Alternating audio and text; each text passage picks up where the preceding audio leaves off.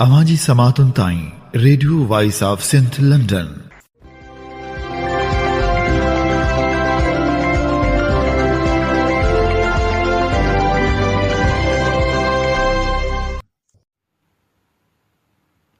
आम्ही ॿुधी रहिया आहियो radio voice of Sindh London. अवांजी ख़िदमत में प्रोग्राम पेश कजे थो ख़बरुनि जी दुनिया।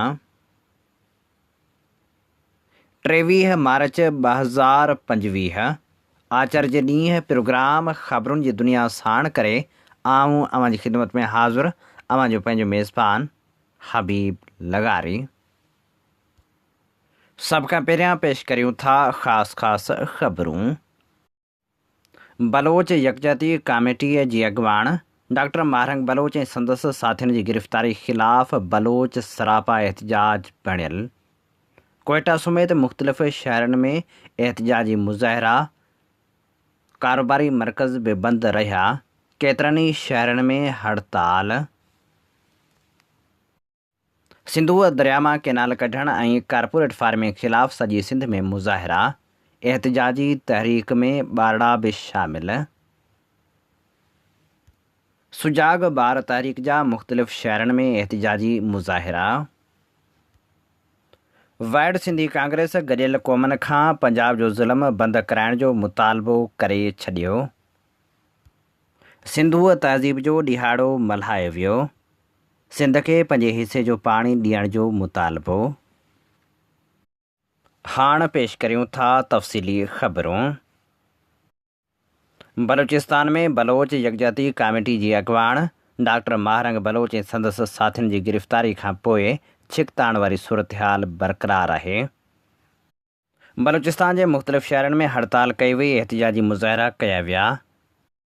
बलोच यकजहती कमेटी पारां सिक्योरिटी फोर्सिस जे मुबैना ऑपरेशन में मारिजी वियल माण्हुनि जा लाश न ॾियण ऐं बलोच यकजहती कमेटी जे अॻुवाणनि ऐं कारकुननि जी गिरफ़्तारी ख़िलाफ़ हड़ताल कई वई।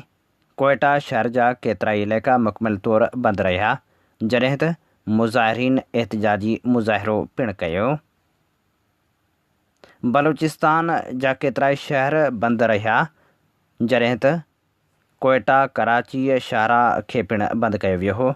तुर्बत में पिणु हड़ताल कई वई ऐं एहतजाजी मुज़ाहिरा पिणु कया विया। ॿिए पासे बलोच यकजहती कमेटीअ जे अॻुवाणनि प्रेस कॉन्फ्रेंस कंदे चयो त डॉक्टर महरंग बलोच, बेबगर बलोच समेत समूरनि साथियुनि खे फौरी तौरु आज़ादु कयो वञे। ॿी सूरत में बलूचिस्तान खे अणएलानियल मुदे ताईं बंदि करे छॾींदासीं। हुननि मुतालबो कयो त डॉक्टर महरंग बलोच ऐं समूरनि साथियुनि खे फौरी तौर ते आज़ादु कयो वञे। हुननि जो इहो बि मुतालबो हो त कमिश्नर कोयटा ऐं डिप्टी कमिश्नर कोयटा खे फौरी तौरु बरतरफ़ कयो वञे। बलोच सियासी कारकुननि ख़िलाफ़ इंतकामी कार्रवाइनि जो सिलसिलो बंदि कयो वञे। कारकुननि मथां दाख़िल कूड़ा केस पिणु बंदि कया वञनि। जॾहिं त ॿिए तरफ़ कोयटा जे सरियाब रोड ते एहतजाज कंदड़ शहरियुनि मथां हिकु भेरो ॿीहर तशदुद कयो वियो। केतिरा ई कारकुन ज़ख़्मी थी पिया। पुलिस मुज़ाहिरीन खे घेरे हेठि आणे उन्हनि खे मुंतशिर करण लाइ ॻोढ़ा आणींदड़ गैस ऐं वाटर कैनन जो इस्तेमालु कयो। मुज़ाहिरीन मथां फायरिंग पिणु कई वई। बलोच यकजहती कमेटीअ जी अॻुवान डॉक्टर सबीहा बलोच जो चवणु हो त इंतिज़ामिया कोयटा इस्पताल में इमरजेंसी लागू करे छॾी आहे। पुलिस जी वॾी नफ़री मौजूदु आहे। बलूचिस्तान यूनिवर्सिटी खे बि घेराव कयो वियो आहे। असांखे ख़दशो आहे त हिकु भेरो ॿीहर असां मथां फायरिंग कई वेंदी। इंसानी हक़नि लाइ कमु कंदड़ आलमी इदारे फ्रंट लाइन डिफेंडर्स इंसानी हक़नि जी कारकुन डॉक्टर महरंग बलोच जे लाइ आलमी सतह ते यकजहती तौरु मुहिम शुरू करे छॾी आहे, जॾहिं त गिरफ़्तारी जी मज़मत कंदे आज़ादी जो मुतालबो पिणु कयो वियो आहे। बलूचिस्तान नेशनल पार्टी जे अॻुवान सरदार अख्तर मेगल सरियाब सान्हे खे हिकु स्याह ॾींहुं करार ॾींदे चयो आहे त पुरअमन एहतजाजी मुज़ाहिरो कंदड़नि मथां गोलियूं हलाइण जी मज़मत करियां थो। इहो वैशाणो अमल आहे। सहरीअ वक़्तु एहतजाजी धरणे ते चढ़ाई करे डॉक्टर महारंग बलूच समेत ॿियनि औरतुनि ऐं नौजवाननि जी गिरफ़्तारी ते ॻणती आहे। अख़्तर मेगल इहो पिणु चयो त मौजूदा हुक्मरान अवाम जा नुमाइंदा न पर सरकार जा नुमाइंदा आहिनि, जिन खे नाम निहाद इलेक्शन जे नाले ते बलूचिस्तान ते मुसलत कयो वियो आहे। पश्तून तहफ़ुज़ मूवमेंट जे सरबराह मंज़ूर पश्तीन चयो आहे त दहशतगर्द रियासती इंतज़ामिया तरफ़ां कोयटा में बलोच यकजहती कमेटी जे एहतजाज ते फायरिंग जी जेतिरी मज़म्मत कजे घटि आहे। हुन वधीक चयो त PTM कोयटा में एहतजाज कंदड़नि सां गॾु आहे। पश्तून ऐं बलोच क़ौमनि मथां थींदड़ ज़ुल्म जी इंतिहा कई वई आहे। महकूम क़ौमनि मथां मुसलसिल तशदुद कयो पियो वञे, उन्हनि खे पुरमन एहतजाज करणु नथो ॾिनो वञे। इंतिज़ामिया जे अहिड़नि क़दमनि जा नतीजा सुठा न निकिरंदा। मज़लूमनि जी आख़िर तारीख़ी फ़तह थींदी। जीअं सिंध फ्रीडम मूवमेंट तरफ़ां पिणु बलूचिस्तान जी सूरतहाल ते ॻणती जो इज़हार कयो वियो आहे। जीअं सिंध फ्रीडम मूवमेंट जे चेयरमैन सुहेल अबड़े पंहिंजे जारी कयल बयान में चयो आहे त पुरमन एहतजाज ते रियासती इदारनि जे वहिशाणे हमले जी मज़म्मत कयूं था। हीअ रियासती दहशतगर्दी ऐं जबर जी बदतरीन शक्ल आहे, जंहिंजो मक़सदु महकूम ऐं मज़लूम क़ौमनि खे दॿाइणु आहे, उन जा हक़ हड़प करणु आहे। बलोच अवाम ते जारी ज़ुल्म, नौजवाननि जूं जबरी गुमशुदगियूं, अदालत खां मथां क़त्ल ऐं एहतजाज खे ताक़त जे ज़ोर ते दॿाइण वारी पॉलिसी पाकिस्तानी रियासत खे बेनक़ाब करे छॾियो आहे। बलोच क़ौम जूं क़ुर्बानियूं ऐं उन्हनि जी आज़ादी वारे हक़ लाइ जदोजहद हिकु नाक़ाबिले तरदीद तारीख़ी हक़ीक़त आहे, जंहिंखे ज़ुल्म ऐं बर्बरियत सां कॾहिं बि ख़तमु नथो करे सघिजे। हुन वधीक चयो त सभई महकूम ऐं मज़लूम क़ौमूं रियासती जबर जे ख़िलाफ़ मुतहिद थी मज़ाहिमत खे मुनज़म कनि। कम्युनिस्ट पार्टी ऑफ पाकिस्तान पारां पिणु बलूचिस्तान जी सूरतहाल ते ॻणती जो इज़हार कयो वियो आहे। Communist party of Pakistan Punjab J secretary doctor ख़ालिद राना ऐं सूबाई कमेटी जे मेंबर प्रोफेसर वली अंजम कोयटा में बलोच यकजहती कमेटी जे पुरमन एहतजाजी धरणे ते फायरिंग ऐं रियासती ॾाढ जी शदीद अल्फाज़नि में मज़म्मत कंदे शहरियुनि जे मारिजण ऐं ज़ख़्मी थियण वारनि वाक़ियुनि ते ॻणती जो इज़हार कयो आहे। अॻवाननि चयो आहे त शहरियुनि खे मुसलसल लापता करणु, टारगेट किलिंग जो निशानो बणाइण ऐं फोर्थ शेड्यूल जी फ़हिरिस्त में शामिल करे ख़ौफ़ पखेड़ण ऐं अदम तहफ़ुज़ जो माहौल पैदा करणु आख़िर किथे जो इंसाफ़ आहे। हुननि वधीक चयो त आख़िर केसि ताईं ईअं लाश खणंदासीं ऐं सदमा बर्दाश्त कंदासीं। अॻवाननि बलूचिस्तान जे अवाम सां यकजहती जो इज़हार कंदे उन्हनि खे यकीन ॾियारियो त इंसानी हक़नि वारी हिन जदोजहद में असां हमेशह अव्हां सां गॾु रहंदासीं। सिंधूअ दरिया मां कैनाल कढण ऐं कारपोरेट फार्मिंग ख़िलाफ़ जिते सॼी सिंध सरापा एहतजाज बणियल आहे, उते परॾेह में रहंदड़ सिंधी पिणु अहम किरदारु अदा करे रहिया आहिनि ऐं दुनिया ताईं सिंध जो पैगाम ऐं एहतजाज पहुचाए रहिया आहिनि। वाइड सिंधी कांग्रेस पारां पिणु मुसलसल सिंध जो आवाज़ दुनिया ताईं पहुचायो पियो वञे। वाइड सिंधी कांग्रेस जे हिकु वफ़द डॉक्टर लखू लुहाणी, डॉक्टर हिदायत भुट्टे, अब्दुरऊफ़ लगारी, फहमीदा बलोच ऐं हाफ़िज़ा विधियो गॾियल क़ौमनि जे सेक्रेटरी जनरल सां मुलाक़ात कई ऐं हुनखे हिकु दरख़्वास्त पिणु पेश कई, जंहिंमें सिंध में वधंदड़ पाणी जे बहिरान ते फौरी क़दम खणण जी अपील कई वई। दरख़्वास्त में पाकिस्तान तरफ़ां सिंधू दरिया ते 6 नवां वाह अॾण जे मनसूबे जा इंसानी माहौलियाती असर उजागर कया विया, जेके अॻी पाणी जी खोड़ जो शिकार सिंध लाइ तबाही जो सबबु बणिजी सघनि था। वाइड सिंधी कांग्रेस पारां ख़बरदार कयो वियो आहे त जेकॾहिं पाणी जे वहिकरे खे वधीक मोड़ियो वियो त उन सां पाणी जी खोट वधी वेंदी, माहौलियाती निज़ाम पिणु सख़्तु मुतासिर थींदो।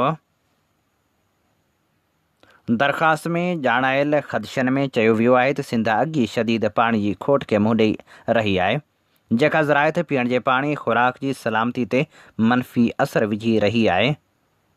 जेकॾहिं पाणी वधीक रोकियो वियो त उन सां गुरबत ऐं लॾपलाण वधी सघे थी।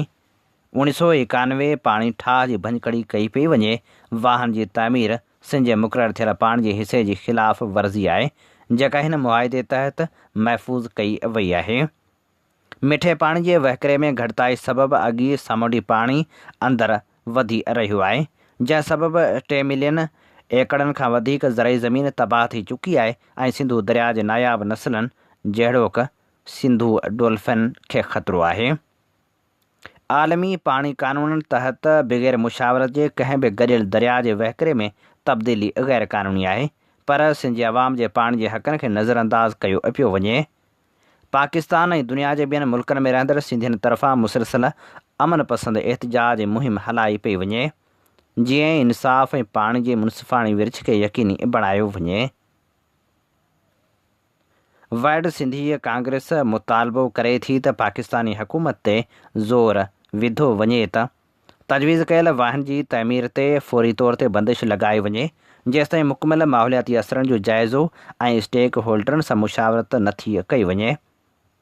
पाणी जे ठाह ऐं आलमी कानून ते मुकमिल अमल दरामद खे यकीनी बणायो वञे। सिंधु डेल्टा जे माहौलियाती निज़ाम जी बहाली लाइ घुर्बल पाणी जी फ़राहमी खे यकीनी बणायो वञे, जीअं ज़मीन खे वधीक तबाही खां बचाए सघिजे। सिंधु दरिया समुंड जे लखें माण्हुनि जी ज़िंदगी जो अहम हिसो आहे। जेकॾहिं फ़ौरी तौर ते मुदाख़लत न कई वई त हीउ बहरान इंसानी ऐं माहौलियाती तबाही जो सबबु बणिजी सघे थो। वाइड सिंधी कांग्रेस जे चेयरमैन डॉक्टर लखू लोहाणी चयो त असां गॾियल क़ौमनि खां मुतालबो करियूं था त उहा सिंध जे पाणी जे वसीलनि जी मुनसिफ़ाणी पाइदार ऐं क़ानूनी इंतिज़ाम खे यकीनी बणाइण लाइ क़दम खणे। जॾहिं त ॿिए पासे वाइड सिंधी कांग्रेस कैनालनि ख़िलाफ़ केस गॾियल क़ौमनि आॾो पेश कंदे पंजाब जो ज़ुल्म बंदि कराइण जो मुतालबो पिणु कयो आहे। गॾियल क़ौमनि जे इंसानी हक़नि वारे काउंसिल जे इजलास दौरान हाफ़िज़ा विधियो वाइड सिंधी कांग्रेस जी नुमाइंदगी कंदे चयो त सिंधु दरिया जे पाणी ते धाड़े सबबि सिंध जो वजूद ख़तरे में पइजी वियो आहे। कैनाल ठहिया त पीअण लाइ पाणी न हूंदो। सिंध जे पाणी जो बहरान सिर्फ़ माहौलियाती तबाही जो मसइलो न आहे, पर इंसानी हक़नि जी सख़्त भञकड़ी आहे। कैनालनि खे रोकण लाइ पाकिस्तान ते दबाव विधो वञे। सिंधु दरिया ते धाड़े ख़िलाफ़ सॼी सिंध में एहतजाजी तहरीक हलंदड़ आहे, जॾहिं त एहतजाजी तहरीक में बारड़ा पिणु शामिल थी विया आहिनि। सुजाग ॿार तहरीक पारां मुख़्तलिफ़ शहरनि में एहतजाजी मुज़ाहिरा कया विया। सुजाग ॿार तहरीक जे सर ते सवें ॿारनि हैदराबाद, मलीर, कराची, ठटे, बदीन, झुॾे, डिघड़ी, मिठी, इस्लामकोट, टंडे अलहयार, टंडे मोहम्मद ख़ान, शहदादपुर, मोरे, वाही पांधी, लाड़काणे समेत मुख़्तलिफ़ शहरनि में एहतजाजी मुज़ाहिरा कया। हैदराबाद में सुजाग ॿार तहरीक जे मरकज़ी सदर फाज़िल खोसे, ज़िले हैदराबाद जे ऑर्गेनाइज़र सरमद साईंदाद ख़ासखेली, शुएब भुट्टो, आज़ाद मेमण, सुहान पलीजो, अमजद टालपुर ऐं ॿिनि जी अॻुवाणी में ओल्ड कैंपस खां प्रेस क्लब ताईं एहतजाजी रैली कढी वई। मलीर में सुजाग ॿार तहरीक ज़िले मलीर जे सदर भूरा लाल, मरकज़ी सीनियर नायब सदर ज़ुहेब कलमती, शाज़ मीराणी ऐं अनमोल मेमण जी अॻुवाणी में एहतजाजी रैली कढी गुलशन हदीद जे सिंधु चौक ते एहतजाजी मुज़ाहिरो कयो वियो। ठठे में पिणु ज़िले ठठे जे सदर हमीद खुश्क, मालिक चांडियो, शाकिर बलोच ऐं फाज़िल लाशारी जी अॻुवाणी में एहतजाजी रैली कढी मकली पार्क वटि मुज़ाहिरो कयो वियो। टंडे बाग़े में पिणु सुजाग ॿार तहरीक जे मरकज़ी जनरल सेक्रेटरी अमर जलील हालेपोटे, रिहाना हालेपोटो, समीर सूमल ऐं ॿियनि जी अॻुवाणी में एहतजाजी रैली कढी प्रेस क्लब अॻियां मुज़ाहिरो कयो वियो। झुॾे में सुजाग ॿार तहरीक ज़िले मीरपुर ख़ास जे सदर नूर आफ्ताब कलोई, मेहराण कलोई ऐं कदीर टालपुर जी अॻुवाणी में एहतजाजी रैली कढी वई। डिघड़ी में पिणु एहतजाजी मुज़ाहिरो कयो वियो, जंहिंजी अॻुवाणी सकाफ़त जरवार ऐं जारा जरवार कई। इस्लाम कोट में पिणु ॿारड़नि एहतजाजी मुज़ाहिरो कयो, जंहिंजी अॻुवाणी दिलीप कुमार भील, लक्ष्मी चंद ऐं आतम भील करे रहिया हुआ। टंडे अलहयार में पिणु एहतजाज कयो वियो, जंहिंजी अॻुवाणी शायान समेजे कई। शहदादपुर में रमेश भील, आलिम सिरेवाल ऐं आलिम लगारी जी अॻुवाणी में एहतिजाजी मुज़ाहिरो कयो वियो। टंडे मोहम्मद ख़ान में पिणु एहतिजाजी रैली कढी वई, जंहिंजी अॻुवाणी दानिश मेघवाड़ ऐं राजेश कई। सिजावल चौक खां प्रेस क्लब टंडे मोहम्मद ख़ान ताईं एहतिजाजी रैली कढी मुज़ाहिरो कयो वियो। मोरे में सुजागबार तहरीक तालके मोरो जे ऑर्गेनाइज़र फरीद सोलंगी, अतीक कल्होड़ो, कामरेड निशा सोलंगी ऐं सूंह सोलंगी जी अॻुवाणी में एहतिजाजी रैली कढी वई। वाही पांधी में पिणु एहतिजाज कयो वियो, जंहिंजी अॻुवाणी वहीद अली बिरोही, पुनल बिरहमाणी ऐं शाज़मान बिरहमाणी करे रहिया हुआ। लाड़काणे में पिणु सुजागबार ज़िले लाड़काणे जे अॻुवाण कामरेड कंवल कल्होड़ो, अतुर कल्होड़ो ऐं तबसम कल्होड़ो जी अॻुवाणी में एहतिजाजी रैली कढी वई। रैलियुनि खे ख़िताब कंदे अॻुवाणनि चयो त सिंध जे पाणी ते गुज़िरियल 150 सालनि खां धाड़ो हंयो पियो वञे। डेल्टा मुकमिल तौर ते तबाह थी चुको आहे। दरिया अंदरि वारी उॾामी रही आहे, पर अञा ताईं सिंध खे पंहिंजे हिसे जो पाणी नथो ॾिनो वञे। सखर में अवामी तहरीक पारां साध बेले वटि सिंधु खे भेटा पेश करे गुलनि जी वर्खा कई वई ऐं 6 नवनि कैनाल ख़िलाफ़ एहतिजाजी तहरीक जारी रखण जो वचन वरजायो वियो। उन मौक़े ते ख़िताब कंदे अवामी तहरीक जे मरकज़ी सदर एडवोकेट वसंत थरी, अवामी तहरीक जे मरकज़ी सीनियर नायब सदर नूर अहमद कात्यार, सरवाण जतोई, एडवोकेट सचल भट्टी, अयाज़ कलोई, सर्वेज सिंधी, शमशाद ॿपड़, पारस भट्टी, हिना बलोच, नूर बानो बिरोही, फिज़ा फिलपोटो ऐं ॿियनि अॻुवाणनि ख़िताब कंदे चयो त पीपल्स पार्टी जे सहकार सां मरियम सरकार चोलिस्तान कैनाल जो कमु तेज़ी सां जारी रखियो पई अचे। मुराद अली शाह खे 8 महीना अॻु में ख़बर हुई त पंजाब चोलिस्तान कैनाल ठाहे रहियो आहे, पर मुराद अली शाह मीडिया ते कैनाल न ठहंदा जा कूड़ा बयान ॾेई पंजाब सरकार जी सहूलियतकारी कई। पीपल्स पार्टी कैनाल जी मुखालफ़त जो ढोंग करे कैनाल ख़िलाफ़ सिंधी अवाम जी जदोजहद खे सबूताज़ करण जी साज़िश करे रही आहे। पीपल्स पार्टी जे एहतिजाज में सिंधी क़ौम शिरकत न कंदी। सिंधु दरिया बचाइण जी जदोजहद जी अॻुवाणी पीपल्स पार्टी न पर सिंध जा हारी पुरित कंदा। पीपल्स पार्टी सिंधी क़ौम जी जदोजहद खे कैश कराइण लाइ जदोजहद ते कब्ज़ो करणु चाहे थी। सिंधी क़ौम पंहिंजी जदोजहद वॾेरे खे तबिके जी अॻुवाणी बदिरां पोरित तबिके जी अॻुवाणी में कंदी। इरसा एक्ट में तरमीम, कारपोरेट फार्मिंग ऐं 6 नवनि कैनालनि ख़िलाफ़ अवामी तहरीक तरफ़ां कड़ियो गहवर में पिणु रैली कढी धरणो हंयो वियो, जंहिंजी अॻुवाणी अवामी तहरीक जे मरकज़ी राब्ता सेक्रेटरी लाल जरवार, ज़िले सदर मेहरान दरस जाखरो नुहाणी, इमामदीन निज़ामाणी, नूर अहमद निज़ामाणी, सिंधियाणी तहरीक जी अॻुवाण ज़रका हालेपोटो ऐं ॿियनि कई। उन मौक़े ते अॻुवाणनि चयो त पीपल्स पार्टी ढोंग, फ्रॉड ऐं मकर करण बदिरां सिंध जी ज़मीन ग्रीन कारपोरेट कंपनी खे अलाट करणु, इरसा एक्ट में कयल तरमीम, सिंधु दरिया मां नवां कैनाल कढण वारा सिंध दुश्मन फ़ैसिला फौरी तौर वापसि वठे। पीपल्स पार्टी ग्रीन पाकिस्तान ऐं कारपोरेट फार्मिंग मनसूबनि जी हिमायत करे सिंध जे ज़मीननि वसीलनि ऐं सिंधु दरिया जो सौदो कयो आहे। क़ौमी अवामी तहरीक पारां सिंधु दरिया मां 6 नवां कैनाल कढण ऐं कारपोरेट फार्मिंग ख़िलाफ़ अॼु न्यू सईदाबाद में क़ौमी अवामी तहरीक जे सरबराह अयाज़ लतीफ़ पलीजो जी अॻुवाणी में बेनज़ीर चौक खां पैदल मार्च करे प्रेस क्लब न्यू सईदाबाद अॻियां जलसो कयो वेंदो, जॾहिं त अॼु टाल्ही स्टेशन शहर में पिणु सिंधियाणी तहरीक जी मरकज़ी सदर ज़ीनत समूह, गंगा कोहली ऐं ॿिनि जी अॻुवाणी में पैदल मार्च कयो वेंदो। झोक शरीफ़ में बि सूफ़ी शाह इनायत शहीद जी मज़ार खां मेन स्टॉप ताईं पैदल मार्च कयो वेंदो। मिठी में अयाज़ लतीफ़ पलीजो जी अॻुवाणी में 26 मार्च ते रैली कढी वेंदी। 27 मार्च ते 24 मैल कोट ग़ुलाम मोहम्मद में अयाज़ लतीफ़ पलीजो जी अॻुवाणी में रैली कढी वेंदी। ॿिए तरफ़ अयाज़ लतीफ़ पलीजे पंहिंजे जारी कयल बयान में चयो आहे त 6 नवां कैनाल ठाहे सिंधु दरिया जो रुख़ चोलिस्तान ॾांहुं कयो पियो वञे। उहे कैनाल ठही विया त पाण सभु पाणी फुड़े लाइ सिकी वेंदासीं। सिंधु दरिया में पाणी नाहे। सिंध हुकूमत पारां 70% खोट डिक्लेयर कई वई आहे। सिंध में ॾुकार वारी सूरतहाल पैदा थी रही आहे। भुट्टे साहिब जे दौर में चिश्मा जहलम ऐं तोसा कैनाल ठाहिया विया। वरी पीपी हुकूमत थल कैनाल ठाहियो। उन्हनि धाड़ियल कैनालनि ज़रिए सिंध जो 12 महीना पाणी चोरी कयो वञे थो। हाणे वरी आसिफ ज़रदारी बिलावल खे वज़ीर अज़म बणाइण लाइ दरिया जी क़ीमत ॾिनी आहे। जीअं सिंध क़ौमी मुहाज़ तालके शाह बंदर पारां मुनीर आकाश जमाली, बरकत जमाली, अयाज़ आख़ूंद, ख़ान मोहम्मद जमाली, ॾाॾा जमाली ऐं ॿिनि जी अॻुवाणी में सिंधू दरिया मां कैनाल कढण ख़िलाफ़ दरगाह शाह अक़ीक़ खां चूहड़ जमाली ताईं 8 किलोमीटर पैदल मार्च करे सख़्तु एहतजाज कयो वियो। पैदल मार्च काफ़िलो चूहड़ जमाली प्रेस क्लब पहुतो त उते कारकुन धरणो हणी वेही रहिया ऐं उन्हनि कैनालनि ख़िलाफ़ सख़्तु नारेबाज़ी कई। उन मौक़े ते अॻुवाणनि ख़िताब कंदे चयो त मौजूदा हुकूमत सिंधू दरिया ते कैनाल लॾण जो ऐलान करे सिंध सुकाइण चाहे थी।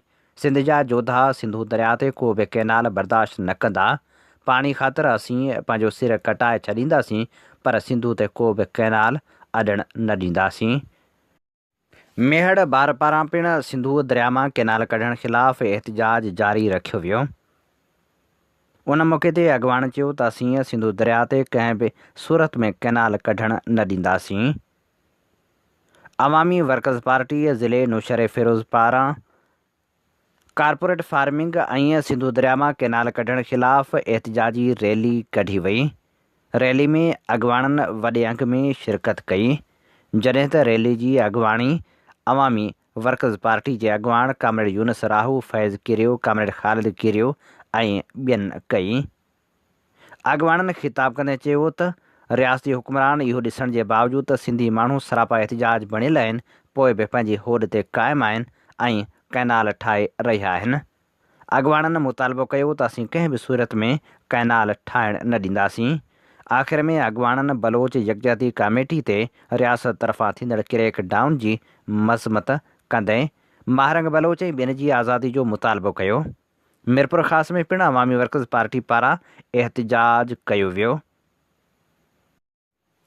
सखर प्रेस क्लब अॻियां अंजमन तरक़ी पसंद मुसनफ़ीन पारां सिंधू दरिया मां कैनाल कढण ख़िलाफ़ एहतजाजी मुज़ाहिरो कयो वियो। एहतजाजी मुज़ाहिरे जी अॻुवाणी डॉक्टर बदर उजण, डॉक्टर ख़ादिम मंगी, सरदार पीरज़ादे, हकीम ज़ंगेजे, ज़िया भट्टी, डॉक्टर ग़ुलाम रसूल घुमरे, फैज़ सुमरे, डॉक्टर अदल, अयाज़ गुल, मुमताज़ बुखारी ऐं ॿियनि कई। उन मौक़े ते अॻुवाणनि ख़िताब कंदे चयो त सिंधू दरिया मथां डैम ठाहिण, उन मथां बंदि ॿधण या उन मां को बि कैनाल कढण कंहिं बि सूरत में क़बूल न आहे ऐं उहो गैर आइनी ऐं गैर क़ानूनी अमल आहे। मुल्क जा करता धरता मुख़्तलिफ़ नालनि सां पंहिंजनि मुफ़ादनि ख़ातिर सिंध जे 17 किरोड़ माण्हुनि खां उनजो जियापो खसणु चाहिनि था। सिंध जो अवाम सुजाॻ आहे, उहो खेनि ईअं करणु कंहिं बि सूरत में न ॾींदो। सिंध जा बाग़ैरत कलमकार, शाइर, अदीब ऐं दानिश्वर पंहिंजे वतन ऐं अवाम जी बका ख़ातिर अमली मैदान में निकितल आहिनि। हुननि मुतालबो कयो त सिंधू दरिया जे डेल्टा ऐं ज़रई एराज़ी ख़िलाफ़ समूरा मनसूबा सरकार नामदार फ़ौरन ख़तमु करण जो ऐलान करे। टंडे आदम में सिंधू सभ्यता जागरता सथ पारां सिंधू तहज़ीब जो ॾिहाड़ो मल्हायो वियो। उन मौक़े ते नए साइसी सिंधू संबत साल 1399 सिंधू कैलेंडर जी रूनमाई पिणु कई वई। तक़रीब खे प्रोफेसर मुमताज़ लगारी, गुल हसन लाखे, ख़ादम अली जूणेजे, वफ़ा रज़ा चांडे, नादर अली डेरे, अब्दुल हनान लांडर ऐं ॿियनि ख़िताब कंदे चयो त हीउ नओं साल सिंध जे शहीदनि ऐं सिंध जी तारीख़, तहज़ीब, सक़ाफ़त ऐं सिंध जे आशिक़नि जे नाव आहे। सिंधू दरिया सिंधू तहज़ीब जो वाली वारिस आहे। सिंधू ते को बि कैनाल मंज़ूर न आहे। उन मौक़े ते क़ौमी रागी नज़ीर खिपराई क़ौमी गीत पिणु ॿुधाया। सिंधूअ दरिया मथां अड़जंदड़ 6 तकरारी कैनालनि ख़िलाफ़ नसीराबाद में पीपी शहीद भुट्टो, अवामी वर्कर्स पार्टी ऐं वकील बिरादरी पारां एहतजाजी रैली कढी धरणो हंयो वियो। तकरारी 6 कैनालनि ख़िलाफ़ नूनारी पाड़े खां निकितल एहतजाजी रैली में मुख़्तलिफ़ सियासी समाजी अॻुवाणनि वॾे अंग में शिरकत कई। रैली जी अॻुवाणी कामरेड फौजिया सिंगार, सुसुई लोहार, एडवोकेट यूसुफ पतूजो, एडवोकेट ग़ुलाम दस्तगीर शाहाणी, माशूक फिलपोटे ऐं ॿियनि कई। उन मौक़े ते अॻुवाणनि ख़िताब कंदे चयो त सिंधू दरिया मथां 6 नवां कैनाल ॾिण सिंध खे सुकाइण जी साज़िश आहे। कारपोरेट फार्मिंग जे नाले ते सिंध खे सुकायो वेंदो, जेका साज़िश कंहिं बि सूरत में बर्दाश्त न कई वेंदी। कोटड़ी कबीर में पिणु साफ़ी इतिहाद पारां सिंधु दरिया मां केनाल कढण ख़िलाफ़ एहतिजाजी मुज़ाहिरो कयो वियो, जंहिंजी अॻुवाणी मौलाबख्श थेबो, हाजी ग़ुलाम हुसैन चांग ऐं ॿिया करे रहिया हुआ। मसूअ भुरगड़ी में तालीम खाते जे मुलाज़िमनि पघारूं न मिलण ख़िलाफ़ एहतिजाजी मुज़ाहिरो कयो। उन मौक़े ते एहतिजाज कंदे मुज़ाहिरनि चयो त 9 महीननि खां ड्यूटी ॾियूं पिया, सेकेंडरी तालीम पारां कसार नाहे लधी वई, बाक़ाइदगी सां ड्यूटी करण बावजूदि अञा ताईं पघारूं जारी नाहिनि कयूं वियूं। उन्हनि मुतालबो कयो त फौरी तौर ते असांखे पघारूं ॾेई परेशानियुनि खां बचायो वञे। दड़े में नारी पुरस्कार नमूने गुम थी वई। 3 जवाबदारनि ख़िलाफ़ अगवा जो केस दाख़िल कयो वियो, जॾहिं त वारसनि एहतिजाजी मुज़ाहिरो पिणु कयो। दड़े में बागड़ी बिरादरी तरफ़ां सवें औरतुनि ऐं ॿारनि गॾिजी मुबैना तौरु गुम थियल नारी चांदनी बागड़ी जी बाज़ियाबी लाइ एहतिजाजी मुज़ाहिरो कयो। एहतिजाजी मुज़ाहिरे बाद नारी जे अगवा जो केस दाख़िल कयो वियो, जॾहिं त आख़िरी इतलाउनि ताईं नारी बाज़ियाब थी न सघी हुई। बदीन जे इलाइक़े राजू खानाणी भरिसां नौजवान गुरबत ऐं बेरोज़गारी खां तंग थी फाव खाई ज़िंदगी जो अंत आणे छॾियो। ॻोठ ॾेवाणी फ़क़ीर में 30 सालनि जे पोरित 2 ॿारनि जे पीउ रियाज़ हुसैन ख़ासि खेली ज़िंदगी जो अंत आदो। हीअ असीं अवां जी ख़िदमत में पेश करे रहिया हुआसीं ख़बरूं। इन ते प्रोग्राम ख़बरुनि जी दुनिया जो वक़्तु पुॼाणी ते पहुचे थो। पंहिंजे मेज़बान हबीब लगारी खे ॾींदा इजाज़त। जेॾहिं पेर तेॾहिं ख़ैरु। अवां जी समातुनि ताईं radio voice of Sindh London